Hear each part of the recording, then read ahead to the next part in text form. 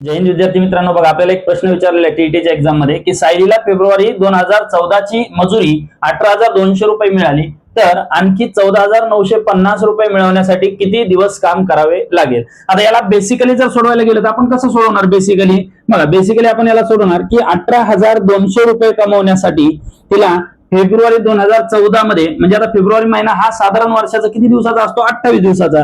मग 28 दिवसाच्या हिशोबाने एका दिवसाचे तिला किती रुपये लागले किंवा किती रुपये कमाई मिळाली ते आपण बघू। बघा याला आपण काय करू, 14 ने भाग देऊ। 14 दूने 28, 14 एक 14, बाकी राहिली 4, 14 त्रिक 42, पुढचे दोन शून्य असेल तसे बे एक बे, बे सक 12, बाकी राहिली 1, बे पंचे 10 आणि बाकी राहिली 0, बे 0 0, म्हणजे एका दिवसाची मजुरी तिची किती मिळाली? 650 रुपये। आता 14,950 रुपये, बघा 14,950 रुपये कमवण्यासाठी तिला एका दिवसाची मजुरी 650 रुपये मिळते, तर किती दिवस काम करावं लागेल? शून्य कटला 13 ने आपण भाग देऊ। 13 ने भाग दिला तर काय होईल? 13 5 65, 13 1 13, बाकी राहिली 1, 13 1 13, बाकी राहिली 6, 13 5 65, उत्तर आलं 115 भागिले 5, 5 1 5, 5 2 10, उरला 1 आणि 5 3 15, म्हणजेच तिला एकूण किती दिवस लागले?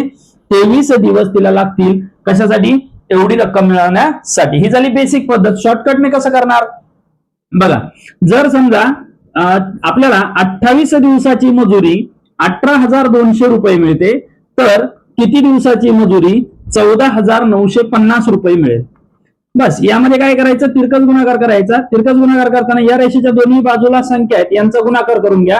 14,950 भागिले 18,200, बस याला सोडवलं की आपलं उत्तर आपल्याला मिळून गेलं। म्हणजे ह्या दोन क्रिया आपल्याला करत बसायची गरज नाही। या प्रश्नाला सोडवा, तुमचं उत्तर मिळेल 23, जे पर्याय क्रमांक 3 मध्ये या ठिकाणी आपल्याला दिलेला आहे। जर व्हिडिओ आवडला असेल तर लाईक करा। जय हिंद।